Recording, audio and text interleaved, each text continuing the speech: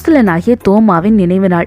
இயேசுவின் சீஷர்கள் யாரும் இயேசுவை என் ஆண்டவரே, என் கடவுளை என்று அறிக்கையிட்டு கூறாத நிலையில் தோமா இந்த வார்த்தைகளால் ஆண்டவரை அறிக்கையிட்டு சாட்சி பகர்ந்தார்.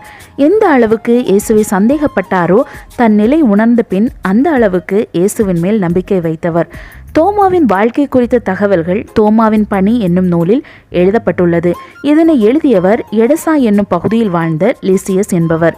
இது சீரிய மொழியில் கிபி 200க்கு பின்பு எழுதப்பட்டதாக நம்பப்படுகிறது. இந்தியாவுக்கு சென்று இறைப்பணி செய்ய வேண்டும் என்பதில் விருப்பமில்லாமல் தோமா இருந்தபோது கொண்டேஃபோர்னஸ் என்ற அரசனால் தச்சு தொழிலாளியை கண்டுபிடிக்க அனுப்பப்பட்ட ஹப்பான் என்ற வணிகர் எருசலேமுக்கு வந்து அவர் மூலமாய் தோமா இந்தியாவுக்கு வருகின்றார். இந்திய தேசத்தில் மாபெரும் சுவிசேஷ மாற்றம் இவரால் ஏற்பட்டது.